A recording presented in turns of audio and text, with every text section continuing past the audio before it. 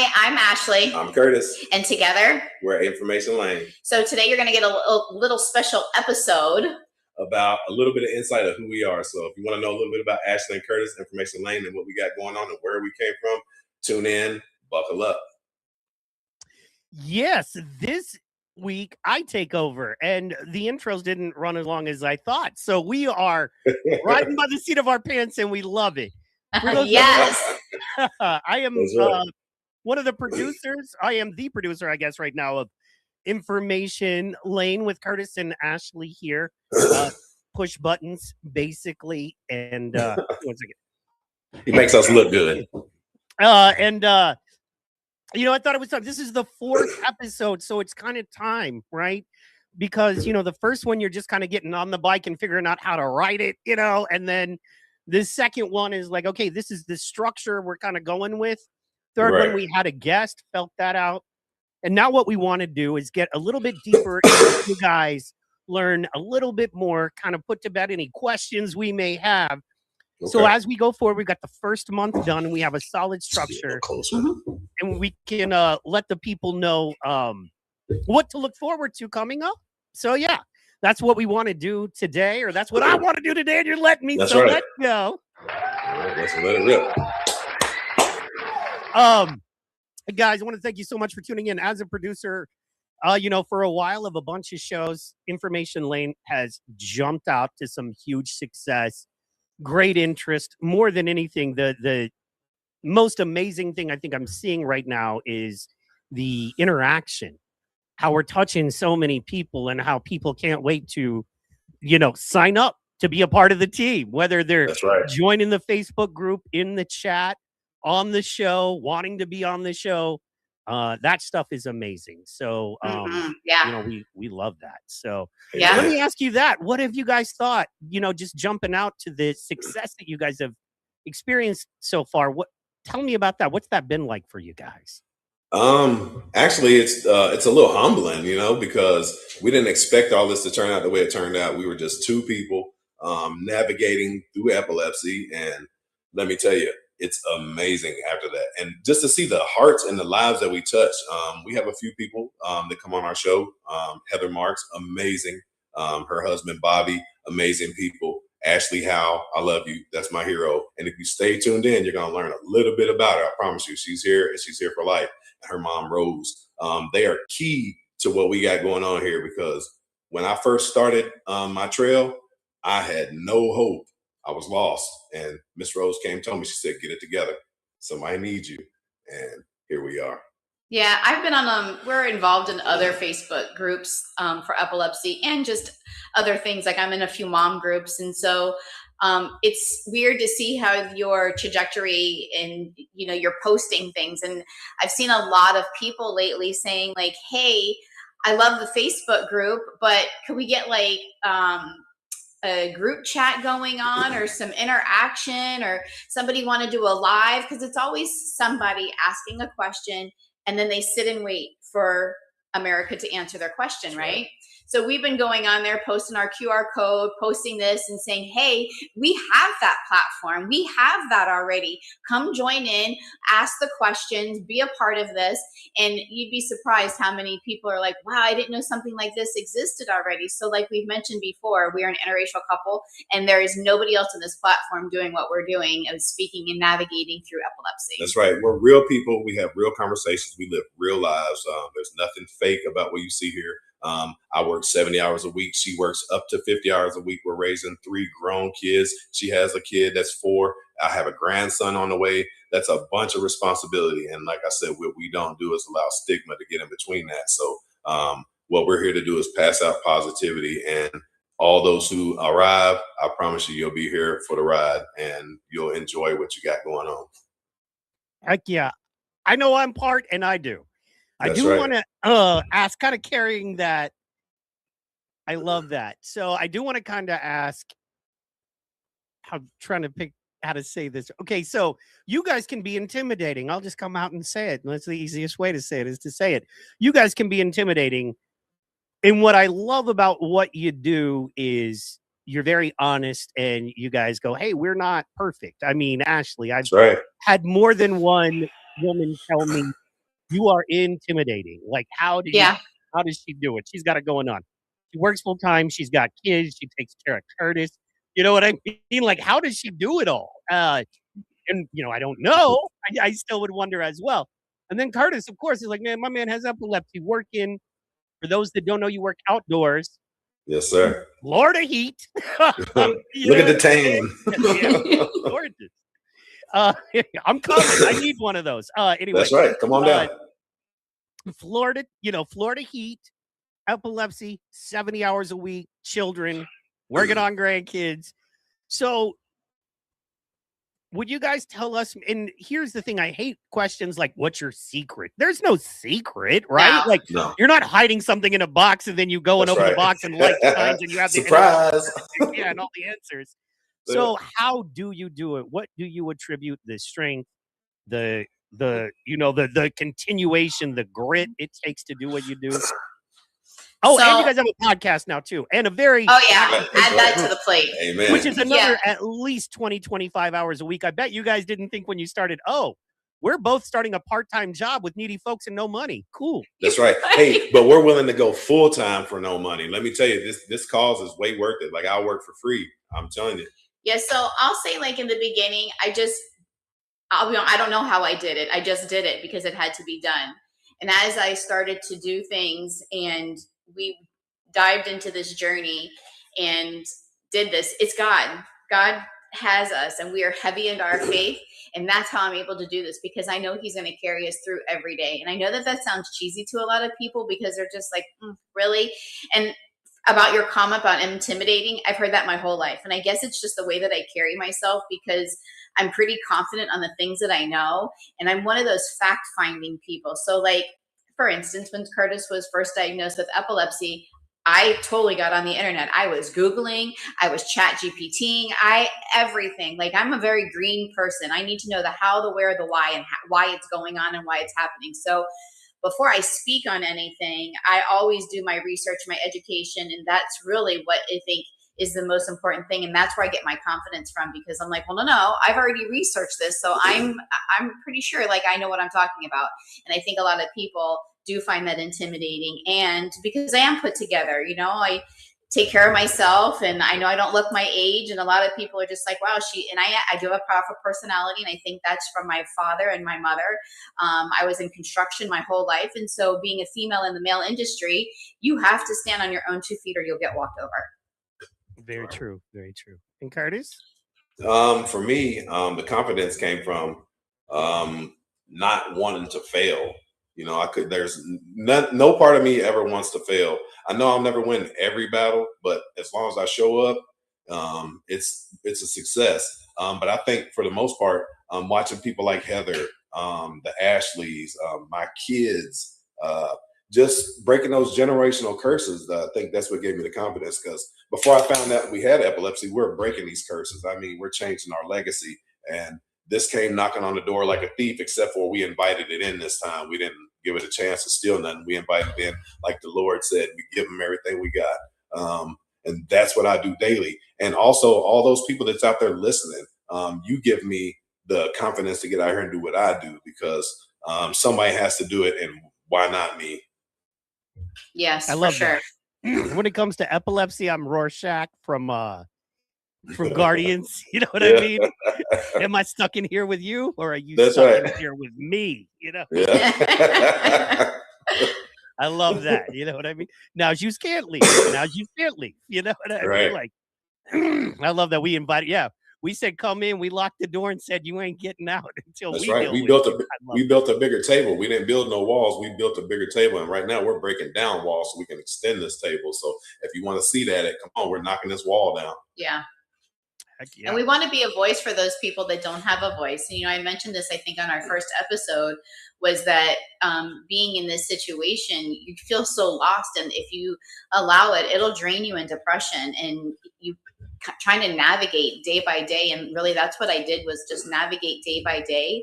And so for me, it was empowering other people in my situation to give them the knowledge, like, hey, hold up.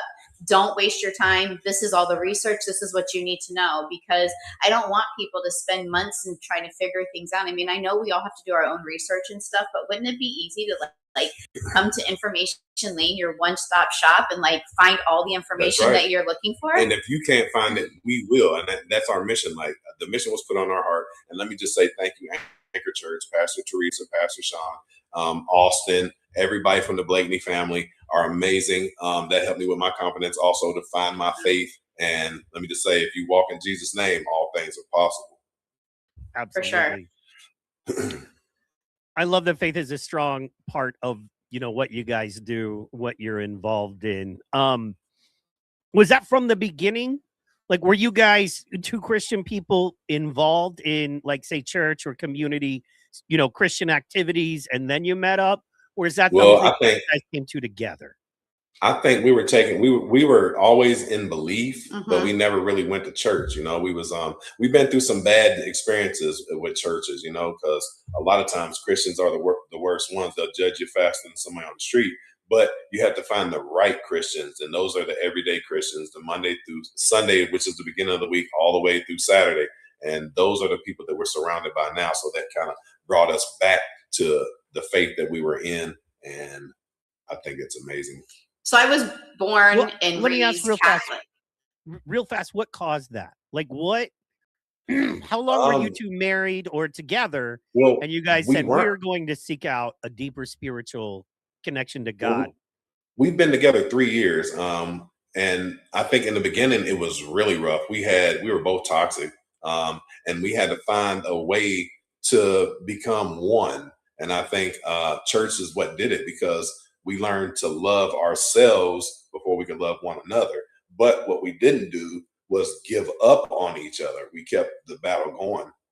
Some days were rougher than others, but you know, whose life isn't tough? It's how you take the hit and get back up is what really counts, you know? So even if you're out there going through something, you know, like, talk it out. Conflict can be settled with just a conversation, you know what I mean? And listen to understand, and don't listen to respond.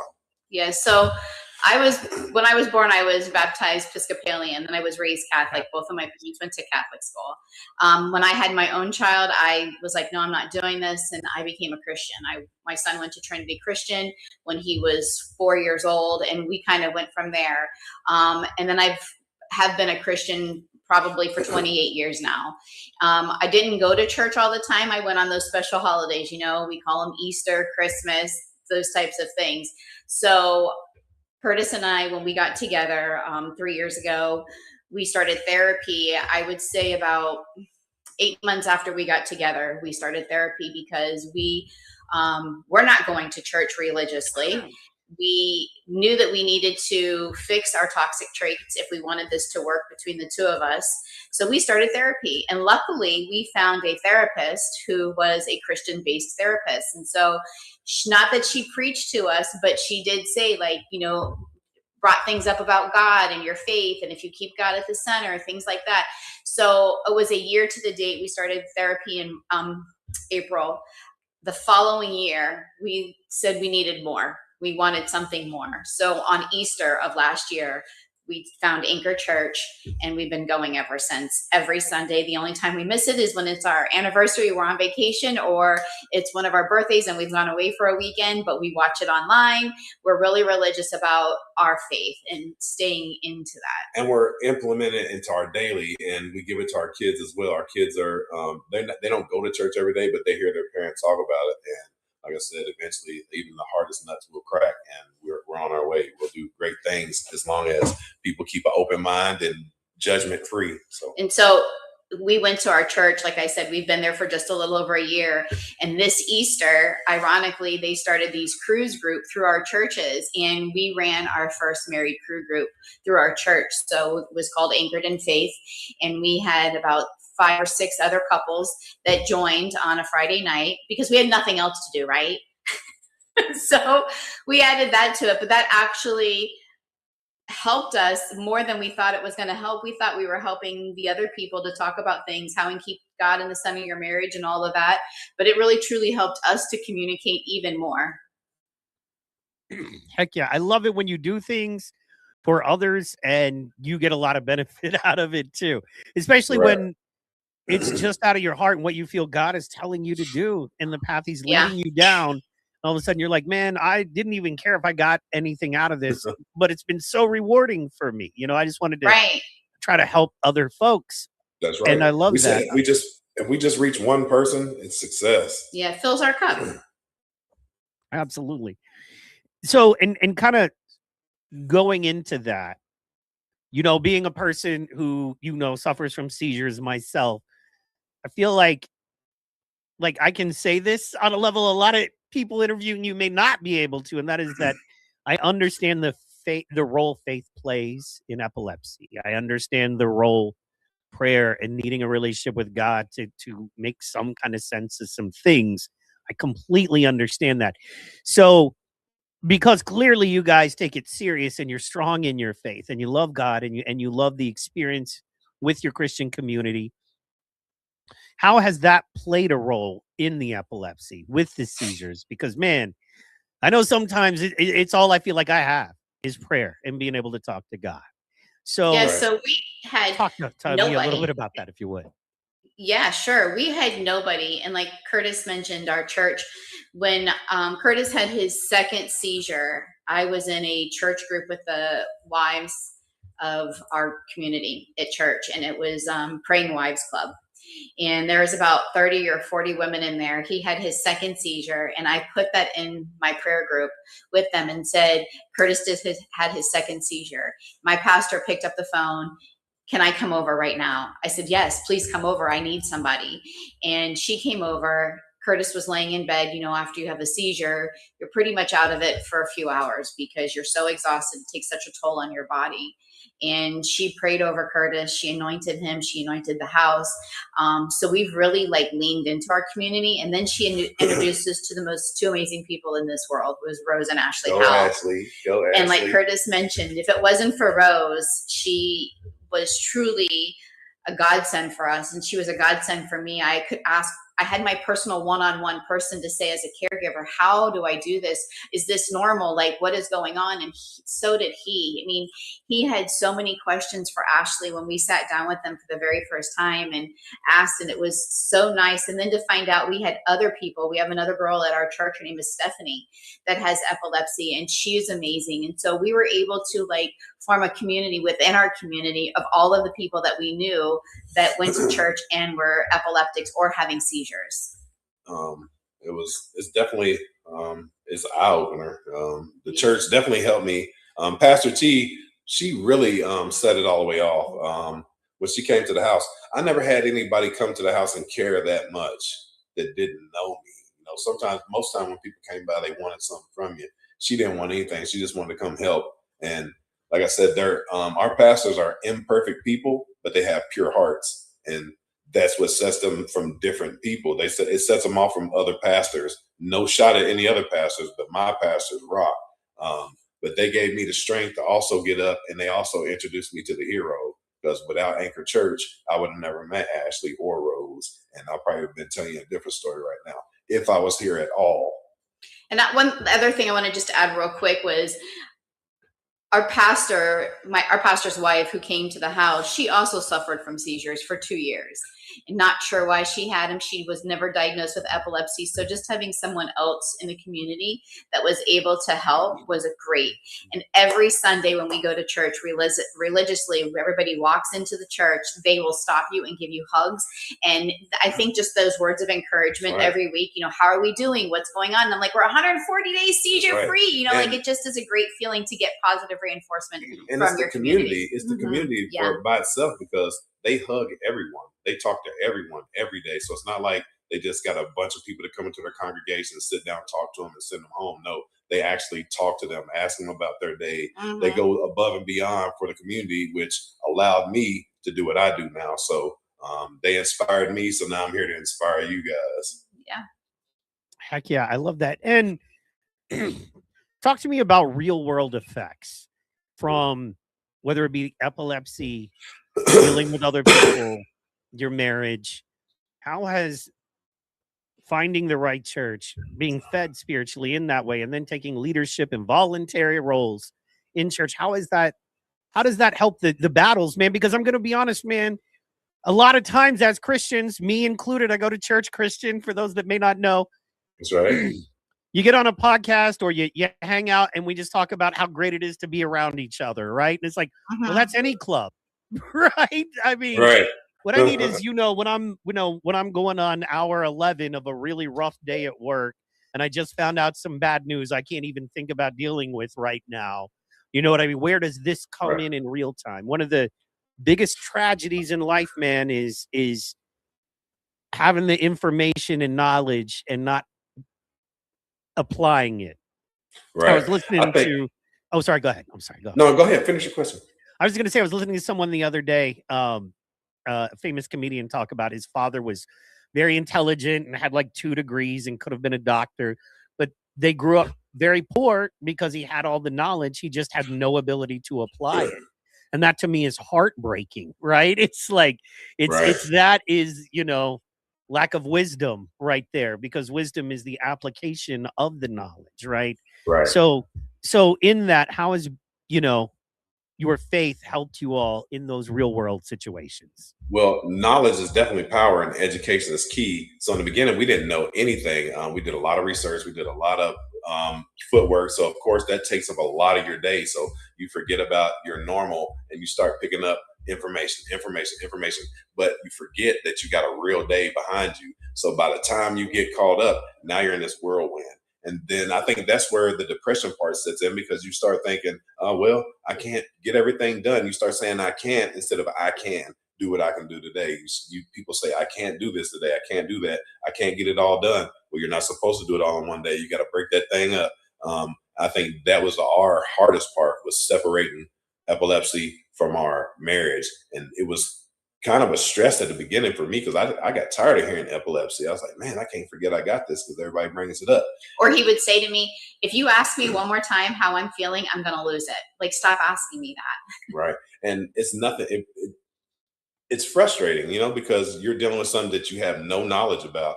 But I think for us, it gives us power to help other people. And you're always going to hear me say it's never about me. It's never about us. It's about we.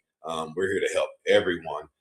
Even if you don't want the help, we're still going to help you, regardless, because you can't stop us. Just going to keep putting that positivity out there. You got to accept it if you don't. But everyday life, you have to take the negative with the positive, just like you got to have the good with the bad. They equal each other out. It just depends on which one you decide to put the pressure behind. And we put our pressure behind the positivity.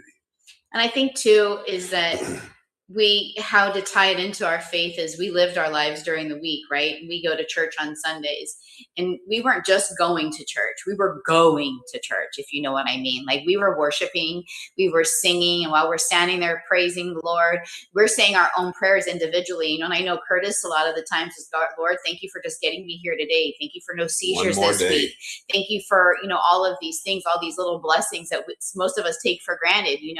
It's the big wins that people celebrate. Hey, 1 year seizure free, but every day is seizure free is a blessing. Every second seizure free is the blessing. Every second. And so I think for tying it into our faith is that was a way for us to go and thank the Lord for the things that we had each week and the blessings that we were received, big or small. Right. And Curtis, still to this day, I'm going to give him 100% credit, was way more into his faith than I am. Mm-hmm. Like, when I'm nervous and scared and all of the things, and he's working all these hours at night, and he's like, stop worrying. God's got us. Like, we're not going anywhere. I mean, if I'm going to have a seizure, I'm going to get back up and I'm going to keep on moving. Like, it's okay. And so it was really a lot for me to try that and understand, like, where is he pulling this strength from? Like, where is he getting that from? And so I just really had to dial into that. And, he often gets words spoken over him.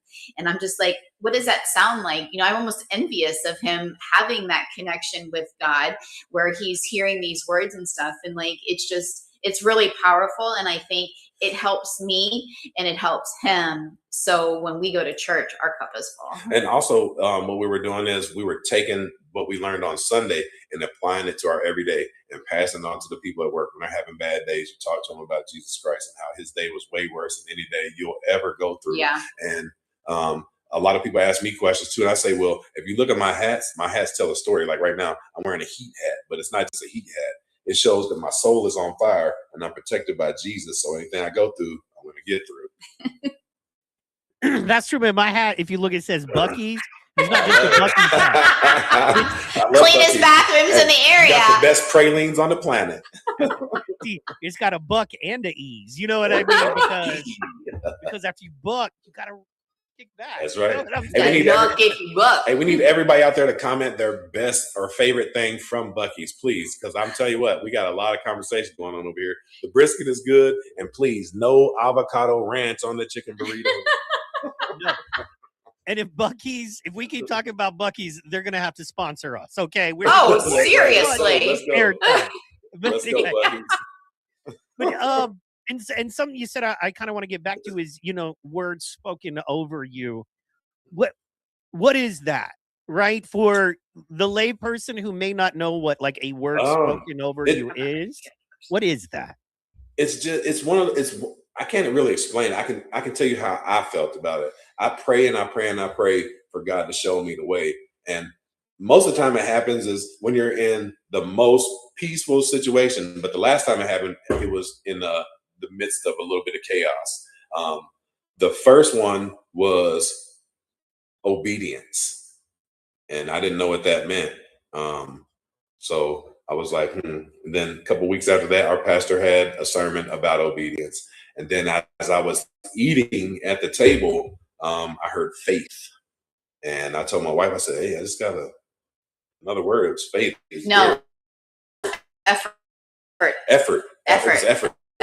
Faith, effort, and obedience. Those are 3 words that I've spoken. And ever since I heard those words, our lives have changed. I'm not going to lie, because instead of running from it, I walked towards it. And we found our ability to be advocates. I found the ability to tell my story no matter how tough it is. Found poetry. We found Mike. We found Amy. We found Enrique. We found Heather. So many blessings have hit us, and I just can't be grateful enough. But Curtis's first word, well, it may not be his very first word, but the first word through this journey was when he was laying on the hospital table after having his first seizure. And I came into the room, and the lady, he woke up, and you're in that post-itical stage. And for some people, that's a very angry stage because you're so confused. You have no idea what's going on. And he was. And if I'm being honest and vulnerable, he was very distraught when he had first woke up. He had no idea what was going on. And not only that, and I'll let her finish, is because 4 hours, I lost 4 hours of my day that day. And I woke up, and I was like somewhere strange. So I was like, what really happened? And, he was confused and not sure what was going on. So when I saw him and I could barely even get the words out of my mouth, he was like, I saw the light. And I was like, what light? And he's like, I saw a light. It was really bright. And he goes, and I heard a word. I heard God. I heard him. And I was like, And I'm thinking, you just had a seizure. So you're just a little, confused right now. And he's like, no, I heard clear as day him say to me, I'm not ready for you yet. And ever since, it was so powerful. And ever since then, it's just been like a true testimony to show the strength that Curtis has had by all of these blessings, the poetry that he has, and he's been posting online like crazy. And we get so much feedback from that, and just all of the other things. And then his recent ones, obedience and effort. I just think all of that stuff ties in somehow. We don't know quite yet, but we're just walking that path. And I don't need to know. I'm just going to be, here goes one of those words. You got to be faithful. You got to just believe. I don't need to know what's going in front of me, because I don't know if tomorrow I'll be here, but I'll know it's right now. And right now we're just going to be the best we can be the best for you guys, be vulnerable, honest. And if that's what you look for, then we're the right people. Amen. And I think it's important. Faith is one of those words that I think it's so important that we lay out. I mean, the actual and literal definition is right there for us, but it is the evidence of things hoped for and the substance of things not seen. And all that means is that you can't see, feel, or touch faith, but you can see, feel, touch the results of faith. That's right. And I think that is, I think that's the most powerful thing at all. Clearly, the results of your faith are here, and we can see them, and they are inarguable. And that's the beautiful part about them. That's what I Right. love about that. So I love getting those words, man. And I love the fact that you are faithful and it's being proven every day. You know what I mean? That is huge.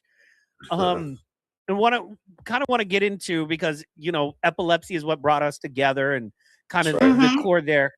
Before we move too far out of that, like what you were talking about, the first day you had a seizure. I remember the first. I don't think any of us will ever forget, especially if it happens a little later in life, man. Like, I remember waking up in that and I was unhappy. You know what I mean? And Right. kind of coming where we come from. We'll get a little more into that in a bit. Like, we do not like to feel we're not in control, at least of Right. ourselves, at any moment, but especially with something like seizures. So can you maybe talk to me a little bit about how that affected you? Just as, we call you, for those that don't know, we call you Black Superman. You That's can right. do That's anything. You clearly seem like you can do anything. So being hit with this, man, like, you talk to us a little bit about what that was for you. Well, to be honest, when I found out, when I got hit with that seizure, because let's just rewind that. The 2 days before that, we were in the Keys and we were kicking it. I mean, kicking it like a kung fu movie, having the best time of our lives, walking around, eating food, just chilling. Me, my wife, my daughter, we were just kicking it. I mean, literally having the time of our life. The night before I had my first seizure, we were in the pool. I had a drink of Hennessy. I remember that I had one shot of Hennessy, and we went upstairs, called it a night because we were leaving the next day. The next day when we got up, I felt fine, like nothing had ever happened. I get into the elevator and I smelled burning oil. Like I was like, "Do y'all smell that?" It was like real bad burning oil, and I started sweating real bad. And I didn't think nothing about it. But once again, let me rewind. I was at work the Friday before we left. My Apple Watch starts going haywire. I mean, literally haywire. I was like, "Yo, what's going on with this thing?" It's calling 911 and my emergency contacts. And he came home and told me that. And he was like, I think I need a new watch. Yeah. My watch is going crazy and it keeps telling me I need to call 911. Right. So I get on Amazon, order a new watch. And right after that, after we get out of the pool, we're on our way home, smell in the elevator. I start sweating. We go to the front. My daughter and I, we love to play against each other. Like, she's my best friend. I mean, literally, she puts her feet on me every day. She don't like me, but she puts her feet all over me, lays on me, and sniffs me. But she was in the back seat, I was in the front, and I turned on Pantera Walk. She said, "Dad, can you turn that off?" I said, "No, I turned it all the way up." We had a convertible. I was like, "We're kicking it, girl." And she wanted to listen to Billie Eilish. So we take off, and I say, we're supposed to go take a picture at the most furthest point buoy. And we didn't. And we were getting on the road. We were talking about food. I looked up, seen an airplane, and the next thing you know, 4 hours of my life is gone. I mean, literally 4 hours of my life. Now I'm 49. I never had a seizure in my life. 48, my bad. I never had a seizure in my life. So I woke up 4 hours later in Keys General Hospital, or whatever that hospital's name is. And the lady who was next to me, her name was Heather. And the reason why I noticed her, she had this big peacock tattoo on her arm. So shout out to Heather if you're out there. I appreciate everything you did for me. But I could have left my tank top alone. But that was the day that my life changed. And from that point on, I had to sink or swim. It was definitely rough. The first 5 months, I'll be honest, I were was rough. scared. I mean, literally, I was scared. Some people say, "Well, you're too big to be scared." My butt. Let me tell you, you let something like lose 4 hours of your day, and you were just living life to the fullest. So now, for me, I'm limited. You can't drive. You're dependent on other people. So that's where that word faith comes in, because you have to have faith in other people to make sure that you're going to get what you need done. So for me, when you build that faith, then there's another word that you must have. You must have this. If you're epileptic, you got to have this word, and that's trust. You got to trust somebody, because if you don't, I promise you, it's going to be a rough ride. You might get it done, but it'll be a little bit more rough than you expect. So trust, that's what I had to learn. I had to trust, and I had to believe in myself. Like, I had to believe in myself more than I ever had. I've been through a lot of things in life, but epilepsy is one thing that really humbled me. And it made me a better person, father, husband, advocate, and just all around better pillar in my community. Heck yeah. And as his wife, Ashley, as somebody who had to be there, you know what I mean? And if you don't mind me asking, what are kind of the frequency of your seizures since you started? Would you say monthly, twice a month, once every 3 So months? Like kind of It was like every 30 days. Every 30 days I was having one. And they're all nocturnal, so I'm having them in my sleep.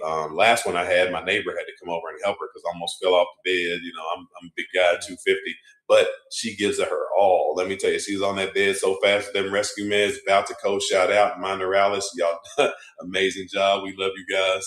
You saved my life more than once and a couple people I know. But it's rough. And Curtis's first seizure was September 1st. And it was not a nocturnal one. It was a grand mal seizure as I was driving. And I thought he was having a heat stroke.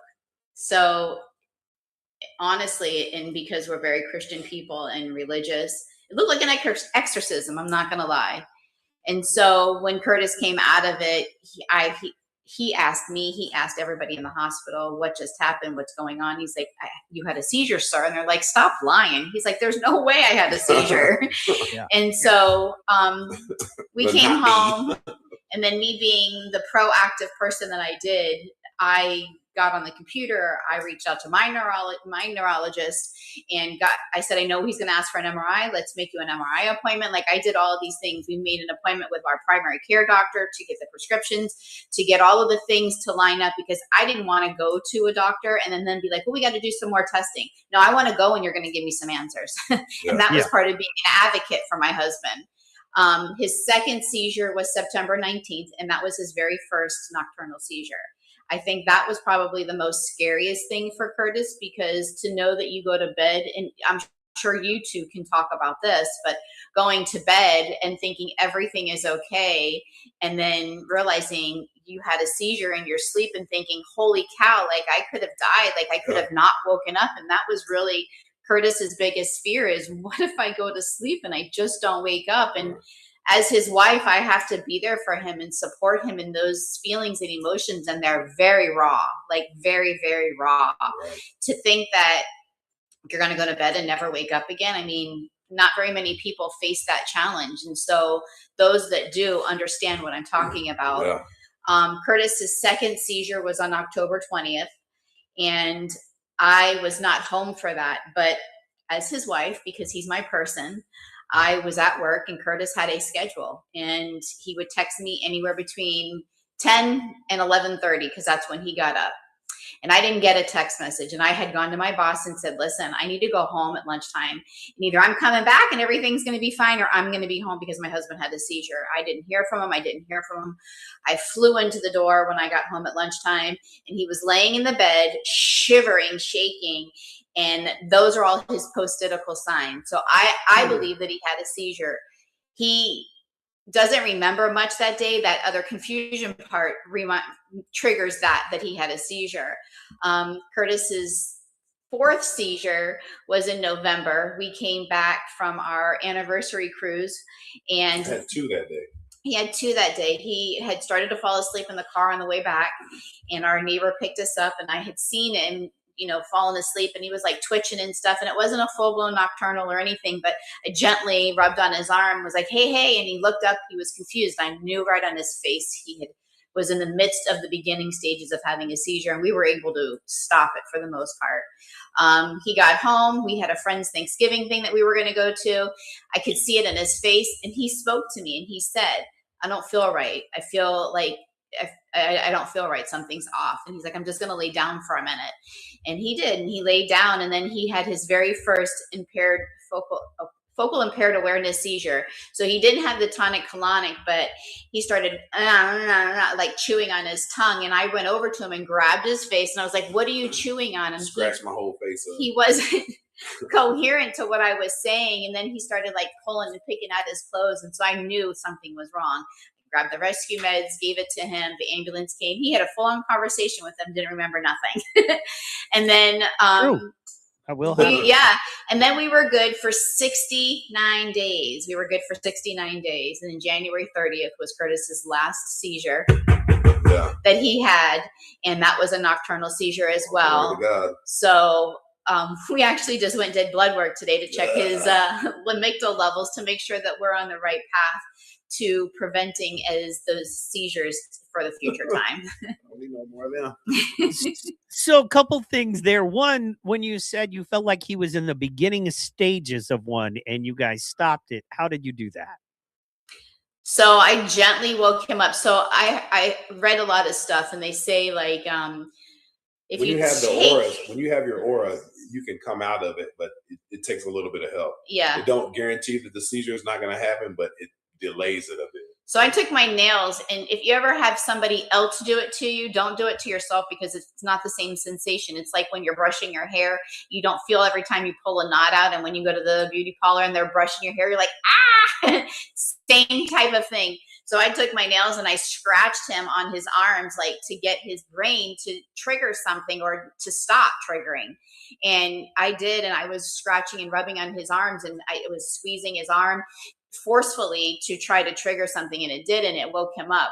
But we also recently were away at an epilepsy event in March, and he started to have some aura signs, and he's like, I don't feel good, something's wrong, like maybe it's the pizza that I ate. But then he's like, I feel just like Friendsgiving, and I feel like I'm gonna, so Curtis is so in tune with his body that his breathing skills are impeccable. And if you can focus on something other than what's about to happen, a lot of people describe it about the doom and gloom type of feeling.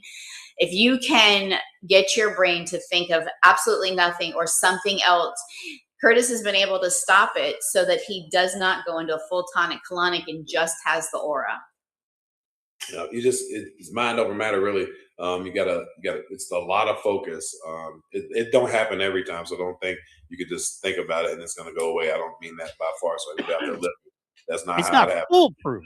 And everyone Right. is different. I think we should say, Right. no matter what you say, no matter what I say, as folks who, have seizures, suffer from these kinds of things, epilepsy, everybody is different. What works for me may not work for you. That's right. Correct. What works for you for a little while may never work for me. Right. Vice versa. It just this is such a individual specific situation that affects everybody so differently that That's I kind of right. want to just put that out there to everyone that come to Information Lane and talk. One of the great things about Information Lane is that we are not going to hammer, this is the way to fix it. We're going to say, this That's right. works for me at this time, but Yeah. we're all learning and growing.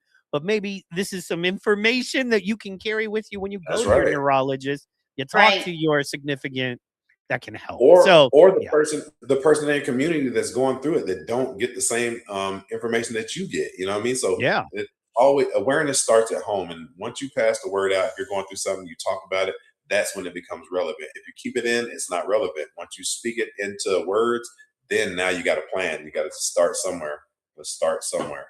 Absolutely. I agreed. And you were talking about, I guess you're saying through breathing and focus, you feel like it gives you the best opportunity if you feel auras through specific breathing and focus. It gives you Right. the best opportunity to maybe It prevent that does. from And happening. for me, it's like the oxygen. Like you got to learn to control your breathing. And like the doctor will tell you when you're doing your blood pressure, a lot of people get high blood pressures when they do those tests because they're breathing like you're supposed to do deep breaths. It's a belly breath. You got to fill your stomach up and let it out through your nose, in through your mouth till your belly swells, out through your nose, and then you can Makes you wanna relax stretch, and calm yourself. That's right. Yeah. Roll your neck. Yeah. Get that drink out. Get that blood yeah, flow just going breathing. from the neck. Yeah. If there's any Yeah. knots in your neck, try to work those out. Get that blood flow going up. Right. You know what I mean? Yeah. I'm going to send you the TENS machine. We got a couple TENS machines. You put that thing on there. Oh man, it's like heaven sent.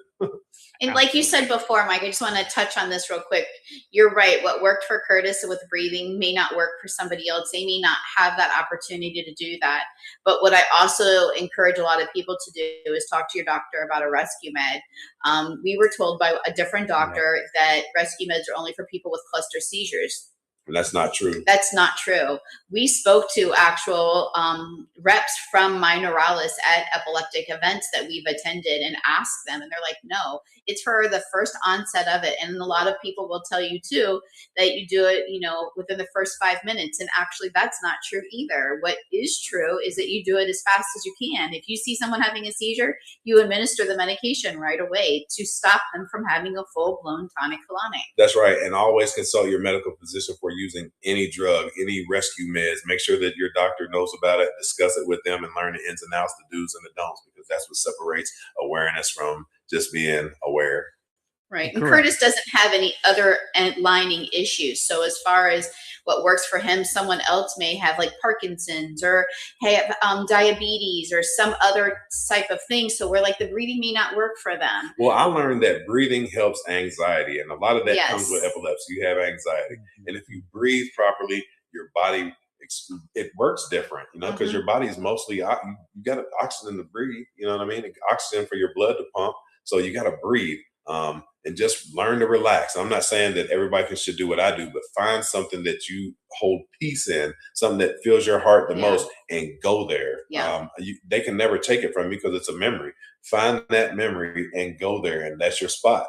And when you find your spot, you'll know, because you'll be able to be in the room and not be in the room. It's a peaceful feeling. Absolutely. We called it zenning out, but I love that. That's right. I know exactly what you're talking about. Yeah, man. Deciding that you're going to control how you feel internally from yourself versus letting all of the things around you determine how you're feeling right now. One of my favorite things, and it's very hard, right? But one of my favorite things that in philosophy is you have a choice, and people a lot of times will say, well, you don't choose your feelings. And it's like, that's correct. That is correct. How you initially feel, you really don't control, but the behavior, right? And a lot of times you can control the feeling because first you put it through a filter of thought, right? Of, okay, I'm going to be mad hearing this information because of my idea of myself and what I am wanting right now. And this information stops that cold, right? It forces my brain or life in a different scenario. And now I'm like really unhappy and out of control, possibly. Whereas it's like, okay, I get this information, and instead of choosing any reaction or to be mad or hurt, I stop and I wait and I think about this information, what it means to me. And then I move forward with whatever emotion I've chosen. So that's awesome. And that's almost impossible to do. But I love that idea. And I love the idea of being in that place. And I know we can't always do that. And of course, major tragedies and things you're not going to, but just the normal little things that'll eat at you and make you angry, that you could go, you know what, man, if I would have just taken 5 minutes before I called that dude or whatever, for me, I'll say for me, Hey, well, that happened to me. 5 minutes. Yeah. That happened to me yesterday. I had made a barbershop appointment. Usually when I'm home, I walk. But instead, this is something between Ashley and I. She never likes me to walk anywhere. She's like, well, I just make it for later and I'll do it. Well, I'll take you. And all right, so I play the ball game. And of course, I missed my appointment, So if I would have walked, I would have got there. So as an epileptic, that's one of those things, like you got to wait on the ride. It's nothing she did wrong. I'm just always punctual. I love to be on time. And to miss an appointment was a little rough. It wasn't her fault, of course, but if I would have had it, the barber was running behind. But if I'd have had my appointment when I usually keep it and walk, I would have made it. So that's the compromise you got to make. And then it's little things, but for me, that's the highlight of my week besides our podcast. You know what I mean? I love you guys in church. So all I really got is the barbershop. Shout out to my barber. Well, and for me, it's like you mentioned, the Florida sun. So I'm thinking, why walk when I can take you if you just make it for a couple of hours later when I get home from work? And it's me being the caregiver, we're not really the wife, wanting to take care of him to make sure that all of his needs are met as well. I know that a lot of people struggle with that independence and not driving with epilepsy. So like, not that I feel selfish, but it's a feeling that I have. I really can't like put my pin on it, but it's if I can take him and I'm willing to take him, let me take you. You know, we talked about this once before about making the lunches and stuff. But for me, it was, I just would rather take him knowing that he gets there safe. And in my mind, because the devil works in me sometimes, I think, well, what if he just drops and falls and has a seizure along his walk? Like, what do I say? Who's God's got me? So like I just, yeah, you'll what if yourself into like absolute misery, and you can't necessarily always do that. And I like, this is interesting because I go through this too. And I think it's like, if I may, Curtis, to try to like talk from your point of view, and when I'm wrong, just tell me to shut up. But like, no, we're on the same page. For him, it's so much more than a barber's appointment, right? It is one of, as he mentioned, 3 or 4 things in his whole life, right? So if it's you know, and you're doing the church and the podcast and everything else with him, so my man may, besides back-breaking, brutal 100-degree heat work, there's maybe one thing, and he doesn't even get time in his car to listen to music or his own little podcast, scream if he's mad, you know, have those conversations that all men have in the car that keep us sane. And drive time is key sometimes. Y'all have no idea. But anyway, you can scream. So probably, you know, that time he goes to the barbershop is so valuable. That hour and a half a week is, he would trade a lot of other hours or probably come off double the amount he pays for the cut to have that for him. Right. That's right. Yeah, and I know it's his personal time. You know, I know it's his time. Let me finish. And not anything against you. Not anything against you. So you're not thinking like that, right? You're like, I'm a caretaker. My man walking in 102-degree weather with epilepsy, and he drops and starts shaking. Half of the people are going to think he's a drug addict, because they're going to, because that's the reality of us. That's right. And where we live, and all the drug abusers out there on the streets. If we're walking on the street and fall, you know what I mean? So there's that. And then there's like, please, I love you. And I wanted my act of service is an act of showing you love, as a love language, speaking to you. And if you turn that down, now I'm kind of hurt that you would turn that down. And he's like, okay, well, now I'm dealing with that. Right. So it's like both of you are doing the trade-off and the give and the take thing. You know what I mean? And I understand from Curtis's point of view. And I want you to understand, I do kind of understand from your point of view too. You're trying to love him in the best way you know how. And he feels like he's trying to compromise to allow that love, but then that hurts him because this one little thing he has to give up, which is like, well, you're not compromising or coming to the table with the same amount as I am for us to do this thing. And then when it doesn't work out, you know what I mean? I'm like beside myself there. And I think it's important that, because he was like, I was frustrated, and then I was thinking about you in the same way, and me and my wife joke about this, but I'm like, yeah, when I'm angry and frustrated and it's just me and you, guess who gets all that? That's right. It comes right out. Not the situation, you know what I mean? Not the air. No, you get it, because it's what it is, and you're the person there. And I need to remember, in all of this whole damn thing, you're the one that's gonna clean me up. You're the one that's going to pick me up. You're the one who only wiped me down the night I peed on myself twice. She cleaned it and didn't judge me. Yeah, you're the only one in this whole thing that has dedicated your life to helping me through it. And while it is frustrating, and while you may make mistakes as a caregiver sometimes, ooh, you wanted to give me a ride, you piece of dirt. Kidding. Right. Like, you know what I mean? I need to be patient and kind with you, even when it's real hard on me sometimes. And then by the same token, I need to understand as a caregiver how valuable that hour and a half is to you. And maybe, you know, give you that space.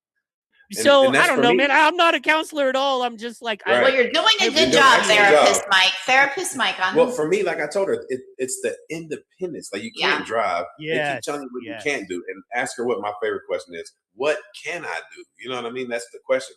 I never say can't. I'm American, so I can. No shot to anybody out there, but God bless America, and God, I love you. But yeah, well, it's not for nothing on that, but love or hate the country, it's where we're all at. You know what I mean? It's like, you can love or hate where you live, but you have an option. You can kick holes in the walls and light fires in you know what I mean? Or You can try to put a new coat of paint and a new carpet there. Like it or not, this is where we're That's at. right. So I'm going to try to make there's it good. or there's deals on one-way tickets at JetBlue. You know what I mean? I'm just saying. No, and I know that in all seriousness, I know it's his time and it's something that I have to come to terms with. And it's, again, I struggle with that internally for myself of being the wife and being the caregiver. And we've talked about that too. That's a fine line that you Right. walk.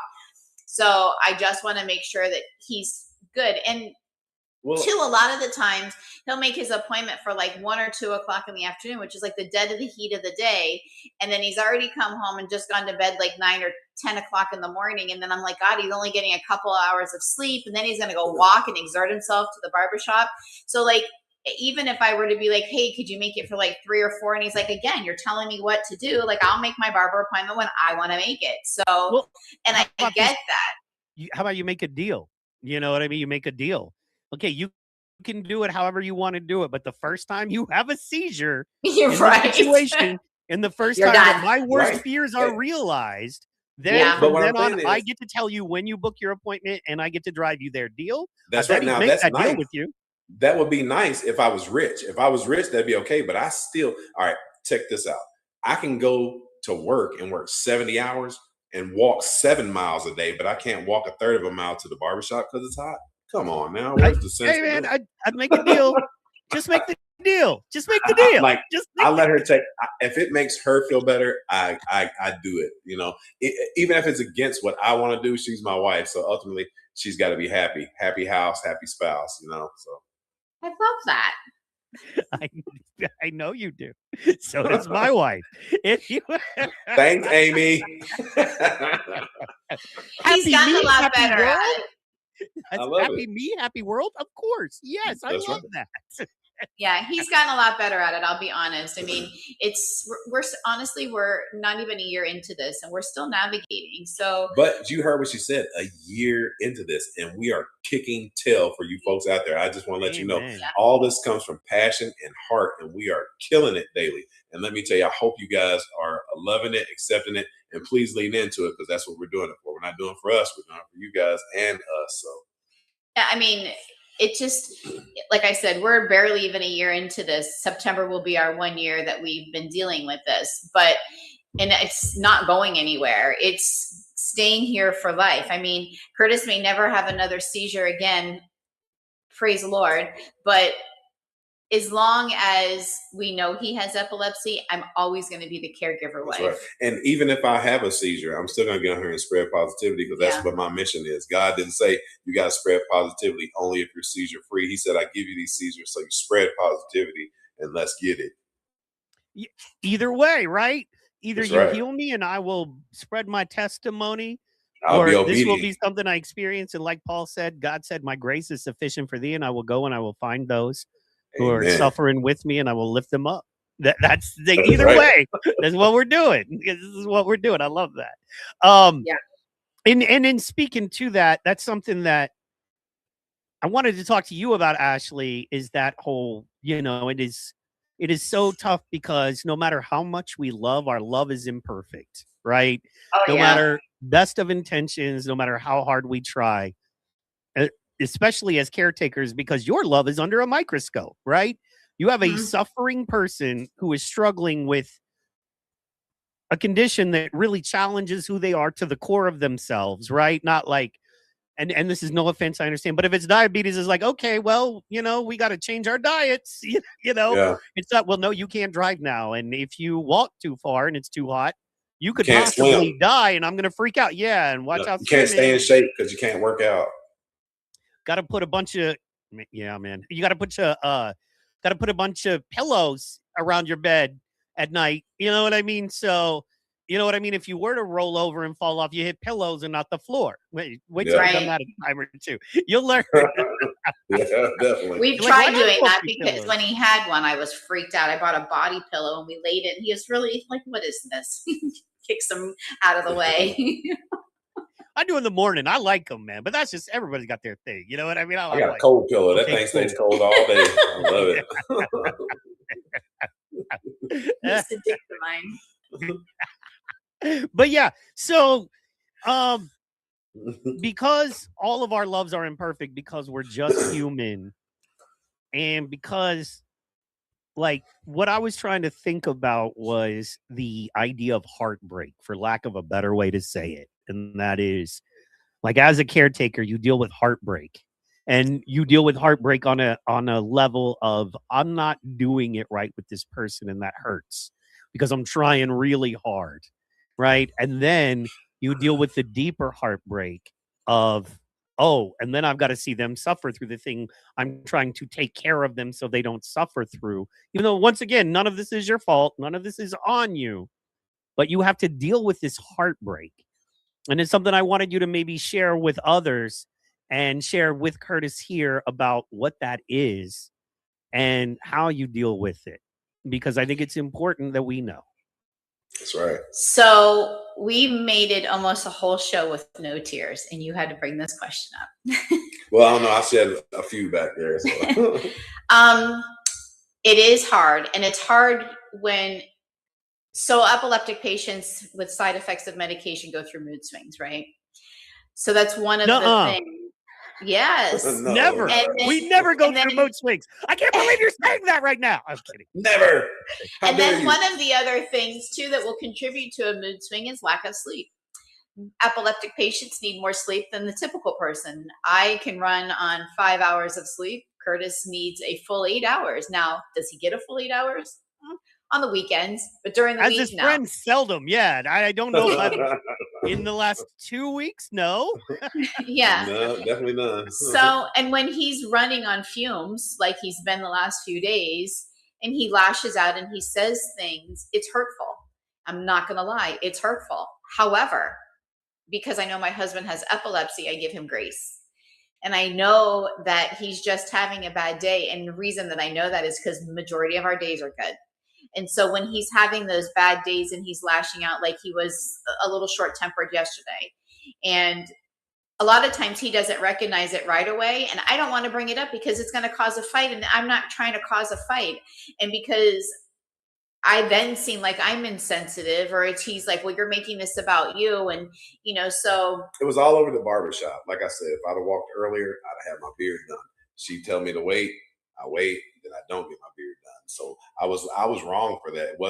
But I'm always punctual. So I'm always on time. So when I tell her, as my wife, she knows that's how I feel, then she would know what I'm going through. But I can't expect her to know because she's not a crystal ball. She can't read my mind. It's my idea to tell her. I have to tell her what's wrong, and we don't.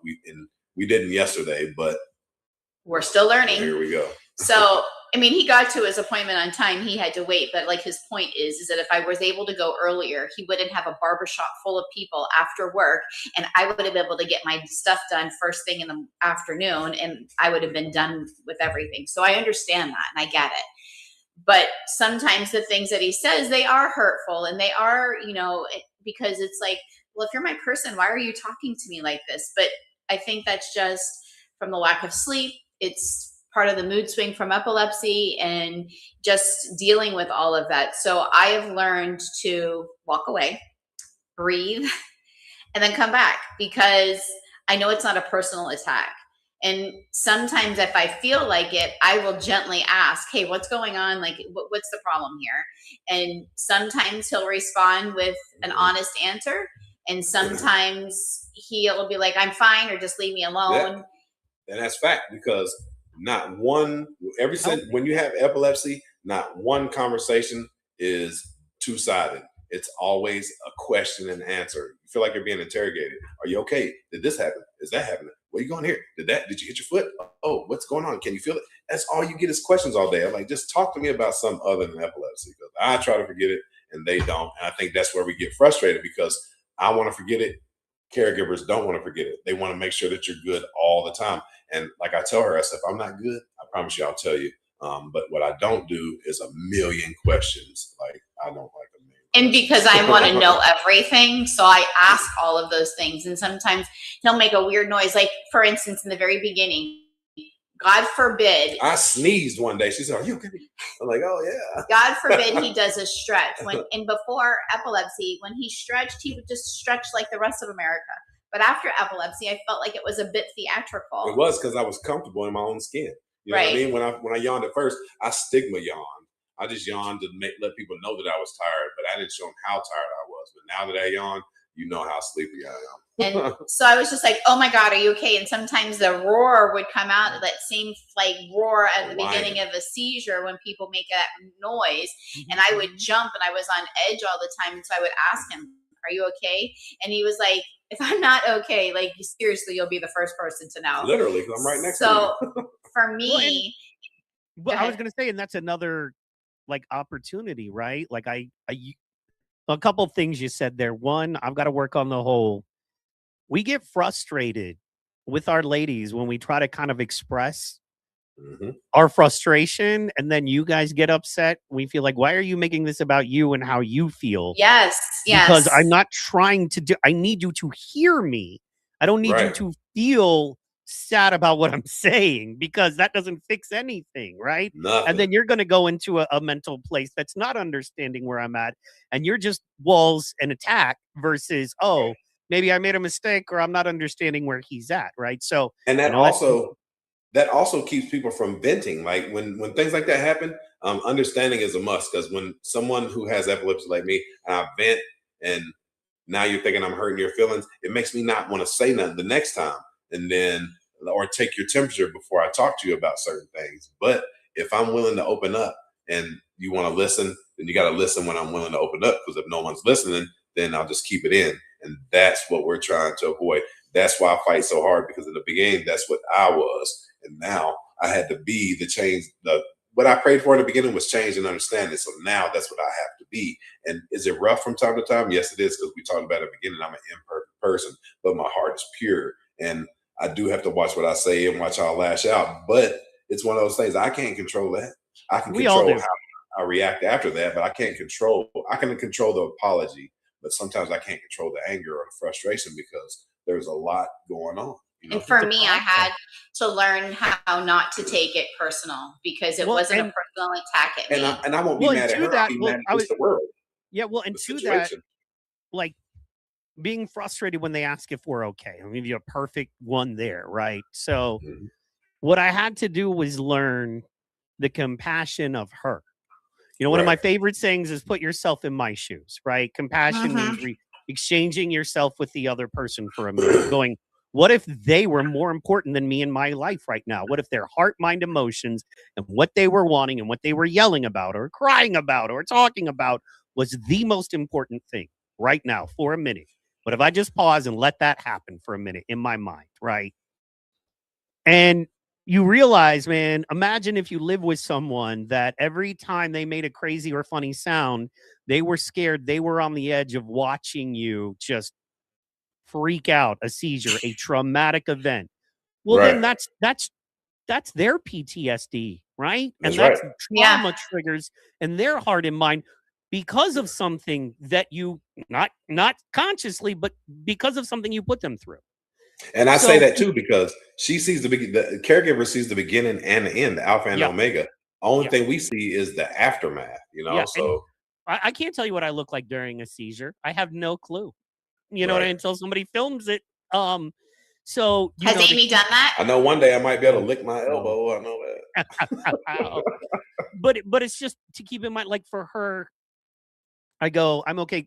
I hate it when she does it, like when we're going to sleep, right? Like, you know, allergies or something, I'll sneeze and make a funny sound like, or something, you know, and she'll be like, are you okay? And I'm like, yeah, babe, I'm okay. It's okay. Just rest. We're good. Relax. Like out of a dead sleep. Yeah, because I realize there's a trauma trigger PTSD reaction in her. Yes. And even though she might not ever say it, and even though subconsciously it's not anything, and she is more than willing to go through it right now, call an ambulance if she needs to, everything, and she's ready to go. And it's like, well, and she'd be like, no, never. But in the back of her mind, there's about to be trauma again. The man I love more than anything in the world is about to go through something horrid that could kill him. And I am going to be the only one witnessing this and to help him. Right? Yeah. In the back of her mind, that's triggering. So are you okay? She's preparing for all that subconsciously. Adrenaline is being released. You know what I mean? Yeah. Cortisol. Anxiety. Yeah.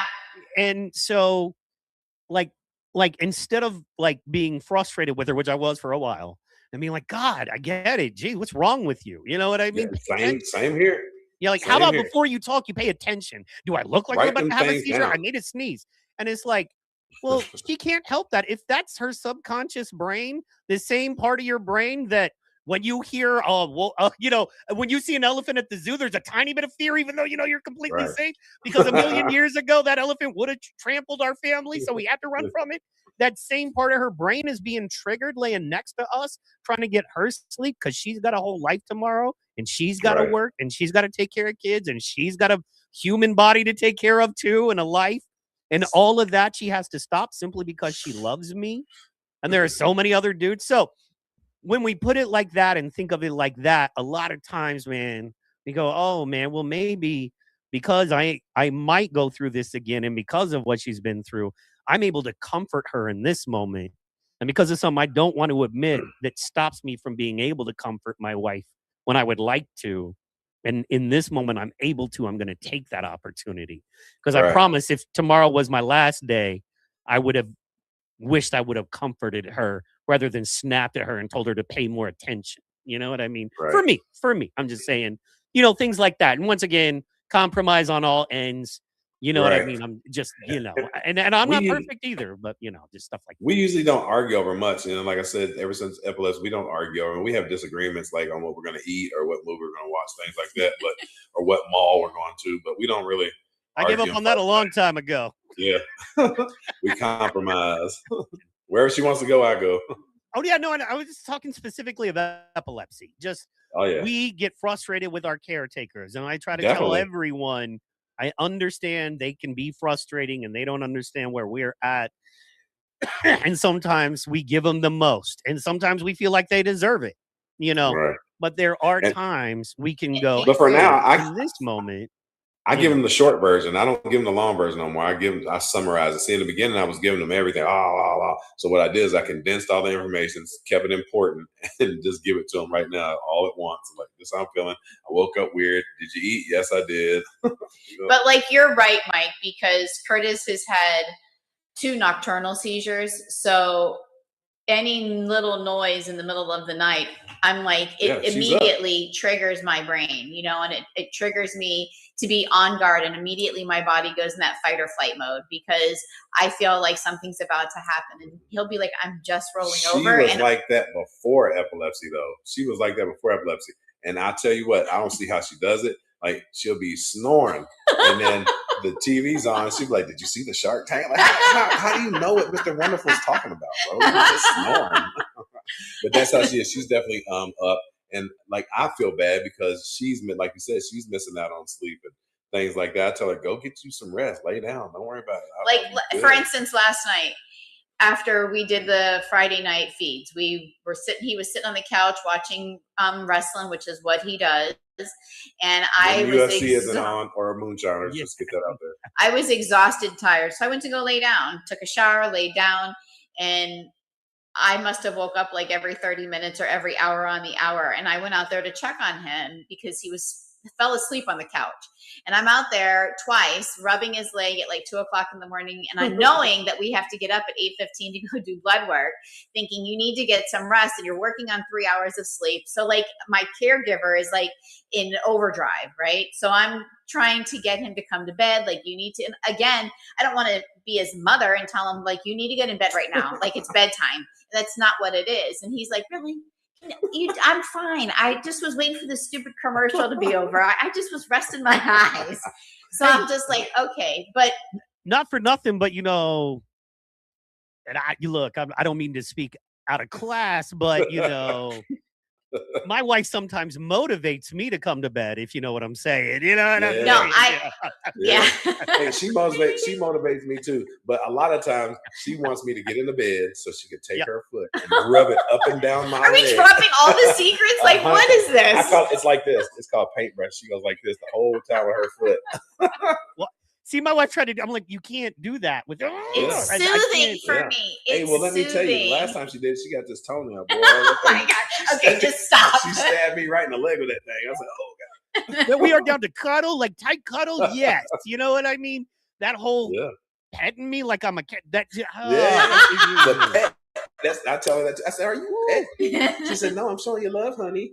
Yes, but it's sometimes it's hard to keep the caregiver and wife thing into perspective, and it is PTSD for me because I witnessed my husband.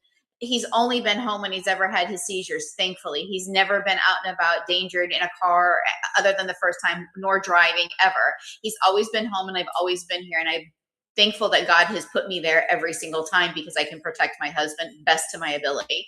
Now, it is a PTSD feeling, and for a very long time, after the second seizure, I'm going to be honest with you. I didn't sleep probably for 30 days. He would fall asleep and I was like this. Well, I didn't know I was asleep. I'd stay up. I was scared to go to sleep. I was like, oh man. She's like, you need to get some rest. I was like, no. I'm good. He would roll over and look at me and he's like, are you staring at me? And I was like, yeah, I am. He's like, you're a creeper. Like, just go to bed. Like, just go to bed. And I was just like, well, you need to get some rest, knowing that one of his triggers was sleep deprivation. And stress. So I definitely had it really rough in the beginning. Now we're in a smooth breeze right now because we're like 150-ish days seizure free. So almost driver's license ready. I've been able to sleep like through the nights and stuff. I mean, Curtis works at nights, and so like when I wake up, I'll sometimes text him if I have to use the restroom or whatever. But most of the times I can sleep through the night now, and if little things don't trigger me, I feel like my PTSD has kind of fallen into a slumber so that I can try to learn how to deal with those things. So I'm not always on, the only time that I think it triggers me is that one of his first signs of having a seizure is the sweatiness. He starts to break out in a hot sweat. And that's how it was the first time. He told you he was all sweaty and everything. So wet sweat. Now. Yeah, like dripping wet from the gym sweat. So like if he's laying in bed and I go to paintbrush and I feel it's wet over there, I immediately jump up. I'm like, are you okay? Or, and he's like, will you stop waking me up? I'm fine. I've come to find out though, and this is not to cut you off, is when I have those sweats, it's because I found something in my dream that was like a deja vu, almost like you've lived it before. And then I wake up sweating, or if I've heard something before, then I wake up sweating. I don't know why that is. I'm going to talk to my neurologist, but I wonder what's causing that. Anybody out there that knows that, chime in, let me know, because that's weird. Like I'll see something that I did in the past, and when I wake up, I'm soaked. So I don't know. And I've asked that question on other platforms, and people have said, oh, the sweatiness is a side effect of the medication. Not for Curtis. He's been sweating probably years before we even knew he had epilepsy. He would wake up before he even had his first seizure and he would be sweaty. So again, it could just have been he never had a breakthrough seizure to surface, and he was having those auras this whole time. But as epileptic caregivers out there, we give you guys nothing but love. I know sometimes we're a little overwhelming, something to deal with, but we're nervous. Every one of them scared. If you say you're not, you're telling stories to yourself. But all the thing we can do is be man or woman enough to apologize and learn from your mistakes, because they didn't ask to be in a situation either. So we got to give them some grace, and also give yourself grace. You can't do anything about it. You got it. All you can do is run with it or sit on the sidelines. Well, and open communication is very important. You know that, Mike. You and Amy This is what I wanted to get into that I knew you guys never would if you weren't questioned. So I love you. This was a setup. No, but look, I love it. There are a lot of married couples going through epilepsy related stuff, whether it is some of our friends that we love very dearly in SUDA, whether it is real-time seizures, right now, whether it is, a child, a husband, a wife, but they're really going through this. And I wanted to knock all the sheen off you guys for a minute, because you guys have the sheen. You guys are so darn likable. Like, everybody loves you, and they should. You're wonderful people, and we love everybody back. And you're. What I love is how one of the many things I love is how humble you guys are. But it was so important that I wanted people to see, because I'm listening to you going. Literally, a thought I had a minute ago was, if you put a tape recorder in my living room and their living room, you would be shocked at how similar That's right. Not sort of, kind of, exact words. It's exactly the same. Yeah, and that means that we're not alone here, man. No, there are a lot of folks going through this. We feel exactly the same. And I think just us by us getting on this camera and telling people I peed myself, I think it's gonna break somebody out of that shell, because that's what it takes. You cannot be embarrassed of the situation that you're in. You did not ask for that situation. You did not ask for seizures, and everything that comes with a seizure, you have to accept. Embrace. And that's one of those things. And embarrassment, you have to get out of that. There's an embarrassing moment is when you get down on your knee and you say, "Will you marry me?" And she says no. Now that's embarrassing. To have a seizure, that's not so embarrassing. You know what I mean? You gotta. I wouldn't know. I never had that happen. So anyway, they all said yes. It's just getting them to go away. But anyway, I'm kidding. Hey, I only went fishing once. Now I got the one now, trophy fish. Clearly, you know what Caught I mean? me a marlin. Brought to you by Martin Ellis. The gold standards at apple juice. In the glass bottle. little apples. You know what I'm saying? But it's also one of the most inspiring things is seeing super couple be human. Seeing that, hey, sometimes due to epilepsy and medication and frustration and exhaustion, I am very frustrated, and I am not the man I could be sometimes. I am not always just super and just the best and totally flawless. I have issues sometimes, and I could be a little more patient and a little more long-suffering in my situation with my wife. And to hear the wife say, you know what?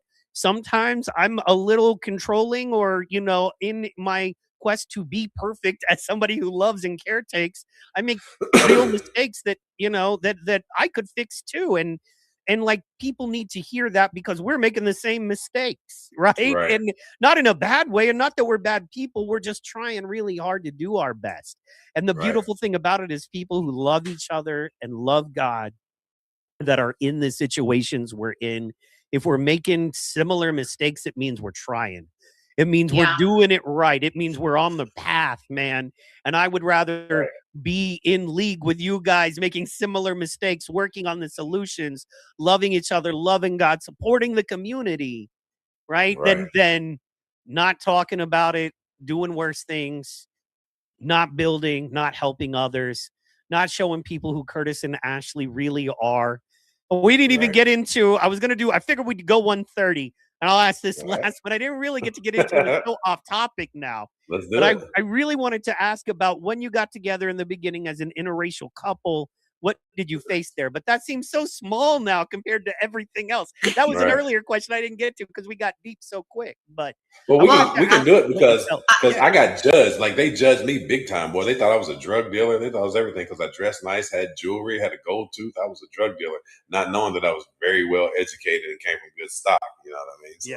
Well, and you're here too. You got the OG look. If I saw you on the street, I'd be like, "What's up, OG? How you doing, OG?" Yeah, and that's what the kids call me. They call me OG, and that's the thing. I call everybody G. I'm like, "Yo, what's up, G?" And they call me OG, and that just carries over from a long time ago. I was a young kid doing that, and then this old man called me G one day. He said, "Here, come here, G." I said, "What does that G stand for?" He said, "Little Gangster," and OG stands for Old Gangster, so original gangster. But gangster's a lifestyle, not an act.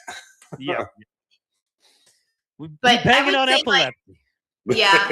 I'll say, like, for me, the only really person that judged us was my dad, and my dad learned to love and accept Curtis before he passed away. My mom is very open. My mom was raised in the Bahamas, so she's very cultural. We didn't have that judgmental type thing. I would say maybe a little bit from some family members, but not nearly where it was a restraint between the two of us. We'd already made the commitment to each other when we had started dating very soon into our relationship. In fact, I remember one of the first 2 or 3 days of us texting and Curtis joking around and asking me to marry him. And I'm like, well, he's like, let me just put a ring on it already. Yeah. And I was like, well, I'm a size 6. So like, and it was just joking around. But again, we were older in our 40s and we knew what we wanted. Now, yes, Curtis was judged by everybody. And I don't think it's because we were just an interracial couple. It's because of how he appears, and he's got a gold tooth. And if you know who Curtis is, you know there's a symbolic meaning behind the gold tooth. It's not just a gangster type thing. It's a gold tooth, and it's a meaning because it's something that his mother gave him. She had her jewelry melted, and because his mother's gone now, it's the only thing left that he has from his mom. He's covered in tattoos, back, legs, arms, the whole everything. He's black. He's 6'2". He's 200 plus pounds. So he is intimidating to some people. And it's like, what do you see in this guy? I see his heart. I'll tell you what turned me on the first time. I'm going to keep it PG. It's the accent. Curtis doesn't realize how country he sounds. And it's his twang, his accent. I think it's so sexy, but I mean, that's just me. And it was the way that he treated me. And the second episode, Curtis was talking about intimacy and all of those things. And he is right. If you can get someone's mind to come, the rest is history. So if you're having intellectual conversations with somebody, that's what we talked on the phone in the beginning. And neither one of us were big talkers on the phone to begin with. We would text, but we text and talked all the time. Yes, in your 40s, you still do that when you're in love. That's right. So we did that a lot. And then we got to the point where we just wanted to be together, and we didn't really care what anybody else thought. I was like, they're either going to come along for the ride or they're not. One or the other. And so we did, and we had an amazing turnout in our wedding with people and our friends, and everybody was accepting. And, you know, Curtis is mixed. He's half white, half black. So, and not that was even a thing for me either. It's like, oh, he's half white, so I can be with him. I didn't care. It was who Curtis was, who his heart was, and how he treated me. And I love him for all of those things. So again, we didn't care what anybody else thought. Well, I think in the beginning, like the people that was on her side, they were a little different because I was not a loser. You know what I mean? I was one of those people that didn't fit their lifestyle, the mold. And what I try to explain to him was, I don't fit in the mold. I came to break that thing. You know what I mean? And I told him all the time, I said, I'm sorry, y'all had y'all's whole lifetime to put a ring on it. I said, don't hate me because I took advantage of my situation. You know what I mean? And got my wife. Exactly. But it just, it was rough at first, especially being black. And her dad was the main one who I really wanted to reach into. But I'm going to read you this message. Go on here real quick before we get off here. Yeah, my dad was raised Catholic, and he was bullied and beat up by some black fellas when he was in high school. Well, so this is where he got that nasty taste in his mouth, and that's how racism starts. And I want to send a shout out to Gail also. Gail gave me a ring. Let me tell you, I love skulls. That's my favorite thing. Stepmom. She gave me a ring, and she also gave me a belt buckle, and I hold those things dear to my heart. Even though I didn't get to speak to him, I could feel his presence with those things because that's who he was. But this was from Alan Merklin. I reached out to him a couple of times, never got any responses. And then one day, I mean, literally one day right after we got married, he sends me this text message, and I'm going to read it to you. It says, "Hello, Curtis. This is Mr. Merklin.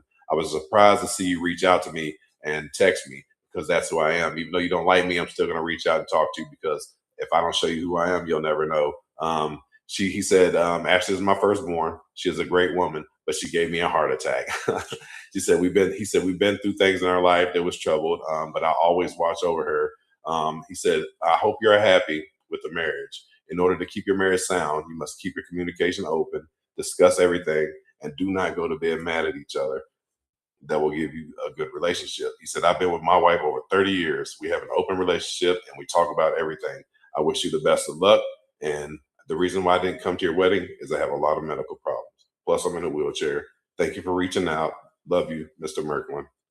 My dad was an amputee, and it was hard for him to travel. And our wedding was here locally. My dad lived in Sarasota. So he was with us in spirit, though. And he hadn't passed away yet. So obviously, because he sent Curtis the message, my dad passed away a year ago this past January. Well, that just goes to show, like, when people judge a book by their cover, you never know until you open it up and read it. And I think when he started reading who I was and judged me off my character and not my color, I think he realized that I was the one. Yeah, truly.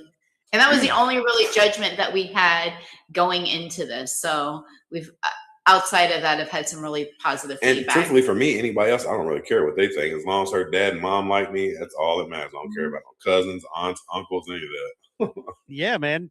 like we were saying, 12% of the population does not need societal approval to move forward. That's right.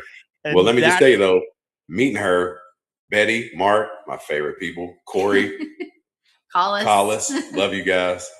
It's like my uncle. They live in North Carolina, and they look Ferry. over Evan, our son who's in the military. So that's a blessing too, because he's so close to family. That's right. Heck yeah. All right. So as we round the corner, guys, tell the people what you got going on, where they can find you, when they can find you. So this is Information Lane. You can find us every Monday night here, or you can find us on our social media. We have an Instagram account, and it's Information Lane.